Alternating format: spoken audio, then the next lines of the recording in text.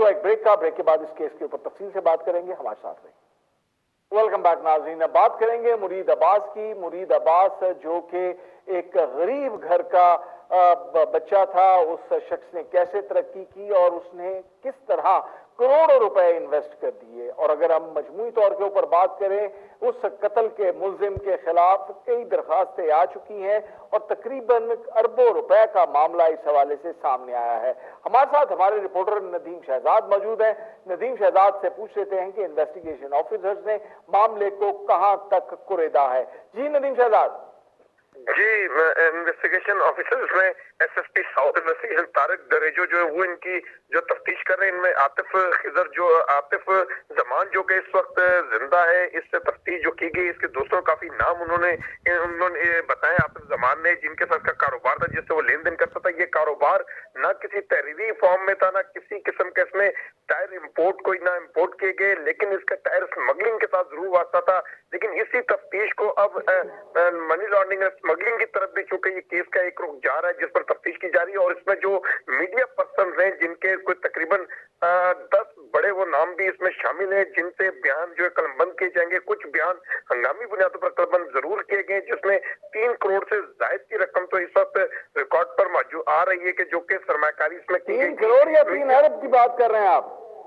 300 करोड़ की और 3 अरब रुपए हो गए। 300 करोड़ यानी 3 अरब रुपए से जायद की रकम बनती है ये जायद की रकम, जिसमें से 7 करोड़ के करीब जो रकम है ये तो मुरीद अब्बास की थी। इसी तरह इन्हीं के एक करीबी साथी फवाद जैदी, वो भी एक टीवी पर एंकर पर्सन है सीनियर, उनके भी 3 करोड़ रुपए तो उनके आ रहे हैं। और उससे जायद रकम उन्होंने अपने दोस्त अहबाब से भी इन्वेस्टमेंट करवाई थी। इसी तरीके से मुदस्सर नामी एक शख्स है, इसी तरह एक जो इरफान हैदर नामी और दीगर साथी भी इनके मीडिया पर्सन थे। ये आपस में इनका दोस्तों का एक बड़ा मजबूत ग्रुप था, चेन सिस्टम थी। इन्होंने आगे अपने दोस्त अहबाब से, अपने सोर्सेस से इन्वेस्टमेंट करवाई थी। अब ये करोड़ों रुपए की ये इन्वेस्टमेंट है और इसके फ्रंटमैन जो वो चंद चेहरे जरूर हैं, जिनकी रकमें इस वक्त डूबी हुई हैं। और जब आतिफ जमान से जब इसकी तहकीक तफ्तीश की गई, चूंकि आतिफ जमान ये एक ट्रक ड्राइवर था, ट्राले पर ये 4 से 5 साल ट्राला चलाता रहा है, गरीब घर का ये शख्स था। और इसका ये कहना था कि इसके वालिदैन नहीं है, लेकिन अब इसके वालिदैन मनसीरा में वो भी सामने आ चुके हैं, वो भी कानूनी चाराजोई कर रहे हैं इसके केस के हवाले से। और उन्होंने अब ये भी इल्जाम लगाया है आतिफ जमान के वालिद ने कि हमारा बेटा अगवा हो गया था और कुछ अर्सा पहले वो तावान देकर आया ताकि वो इस केस के रुख को चेंज करें। लेकिन इसमें जो मीडिया पर्सन या मुरीद अब्बास की अगर बात की जाए तो ये इनको एक लग्जरी जिंदगी गुजारना जो है महंगी पड़ी, जिस पर उनकी जान जो है वो जाया। यहाँ पर सवाल ये पैदा होता है कि मुरीद अब्बास की अगर हम बात करें तो जो इन्वेस्टिगेशन हमने की है जाती तौर के ऊपर, वो मुरीद अब्बास कोई बहुत ज्यादा लैंडलॉर्ड फैमिली के साथ ताल्लुक नहीं रखते थे। और एक शख्स जिसका तर्ज जिंदगी पुरतायुश हो, जो एक अच्छे अंदाज के अंदर अपनी जिंदगी गुजारता हो, वो लाखों रुपए तनख्वाह भी ले तो वो करोड़ों रुपए इन्वेस्ट नहीं कर सकता। और मुरीद अब्बास का अगर हम स्पैन देखें कि मुरीद अब्बास ने जो ग्रूम किया है वो तकरीबन 2-2.5 साल का अर्सा है। क्या 2-2.5 साल के अंदर कोई शख्स 7-8 करोड़ और कुछ लोग तो 11 करोड़ रुपए की इन्वेस्टमेंट की बात करते हैं? क्या पुलिस इस पॉइंट के ऊपर भी गौर कर रही है कि इतनी बड़ी रकम इन लोगों के पास आई कहां से? इसमें जी इब्तदाई तौर पर जो चीज सामने आई है, मुरीद अब्बास के वजह से वो पिपला गांव का देहाती था और कराची में वो एक बंगले पर जॉब काम करता था। और वहीं पर काम करते करते इब्तदाई तौर पर एक पंजाबी चैनल से आगाज किया था और वहां से इसका आगाज तो बहुत शॉर्ट पीरियड है, लेकिन इसके पास ये पैसा इतना आना, ये पैसा इसी तरह ही कुछ इसके पास जाती था और कुछ इनने लोगों से जो इन्वेस्ट करवाया था, अपने सोर्सेस से इन्वेस्टमेंट करवाई थी और वो पैसा डबल शाह की तरह इसके पास प्रॉफिट दर प्रॉफिट डबल होता गया। और अब इनके जो खाते हैं, इन्होंने तो उसमें 3 करोड़ 4 करोड़ 5 करोड़ बना दिए, लेकिन आतिफ जमान के पास जो इनका फिगर होगा वो एक अलग फिगर है। अब ये वो तमाम तर कैलकुलेशन है जिसे किया जाएगा। इसी तरह फवाद जैदी या दीगर वो ऐसे उनके साथी, ये पूरा जो ग्रुप है, ये इसके अंदर इन सब के जो इन्वेस्टमेंट है इन्होंने जिन जिन लोगों से करवाई है, इसमें आतिफ जमान इतना शातिर था कि इसमें एंकर पर्सन और दीगर जो बिजनेसमैन थे उनसे इन्वेस्टमेंट करवाई, उनकी बेगमात से अलग इन्वेस्टमेंट करवाई और उनके बेगमात ने अपने सोर्सेस से, अपनी सहेलियों से, अपने दोस्तों से ये बहुत बड़ा अरबों रुपए का जिसका कोई शहजाद, ये जो रैकेट बयान किया जा रहा है, जिन लोगों ने इन्वेस्टमेंट की है उसके अंदर बैंकर्स भी शामिल हैं। बैंकर्स ने भी बहुत बड़ी बड़ी इन्वेस्टमेंट जो है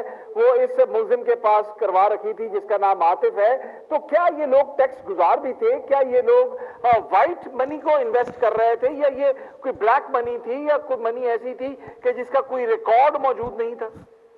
इसमें जी देखा जाए तो अब वो जो खिदर हयात जो कि इसमें एक वो भी कत्ल हुआ था, आतिफ जमान ने जिसे कत्ल किया, वो एक कारोबारी था, ट्रक ऑनर था, ट्रांसपोर्ट मुश्तरका गुड्स का। इसके साथ इनके सोर्सेज से, चूंकि मीडिया पर्सन जो है इनकी पब्लिक के अंदर एक अपनी सोर्सेज होते हैं, बहुत अच्छे ताल्लुकात होते हैं, इनके बेस पर फ्रंटमैन ये बने थे, उनके पैसों में भी इनका प्रॉफिट था।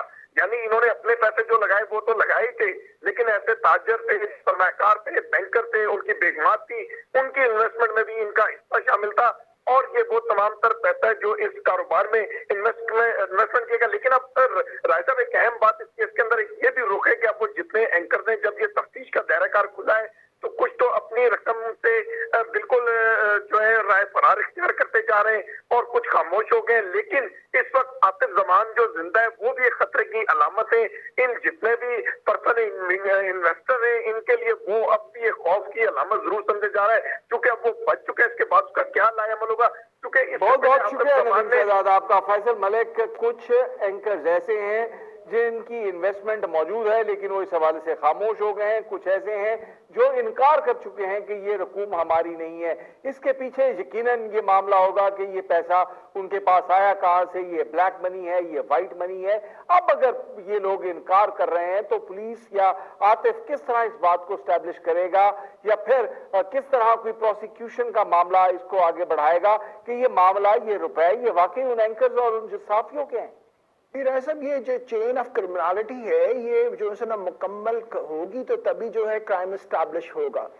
ये तो इस तरह से पैसा क्या कैसे ट्रांजैक्ट हुआ और किस तरह से ट्रांजैक्ट हुआ और किन किन सोर्सेज से ट्रांजैक्ट हुआ और उनके गवाह कौन कौन थे, और ये जब तक एविडेंस सारी कलेक्ट नहीं की जाएंगी तब तक ये क्राइम एस्टैब्लिश नहीं होगा।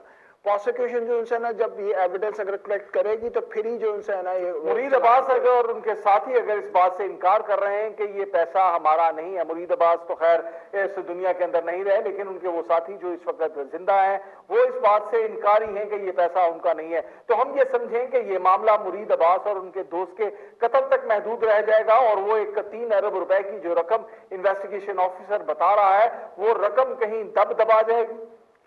जी राय साहब, ये तो जो है उसकी डोमेन में है तो इन्वेस्टिगेशन ऑफिसर की, ये जो है यहाँ तो वो महदूद कर दे इसको जो है 302 की हद तक, यहाँ इसका जो है ना वो एम्बिट को जो है ना ब्रॉडर करते हुए वो ये स्टैब्लिश करे कि ये करप्शन कैसे हुई और किस तरह से ये पैसे जो है ना डबल शबल किए गए और ये क्राइम किस तरह से हुआ। ये एक इजाफी जुर्म है जो कि 302 के साथ ये जुर्म भी साथ लगना चाहिए और ये जुर्म का भी जो है ना वो बाकायदा जो है ना क्रिमिनेट होना चाहिए इसके ऊपर। देखते हैं कि कानून इस हवाले से क्या रास्ता निकालता है, कौन कौन लोग इसके अंदर इन्वेस्टिगेट होते हैं, किन किन लोगों को प्रोसिक्यूट किया जाता है और किन किन लोगों को सजा मिलती है, आने वाला वक्त बताएगा। अगली कहानी की तरफ आपको लिए चले।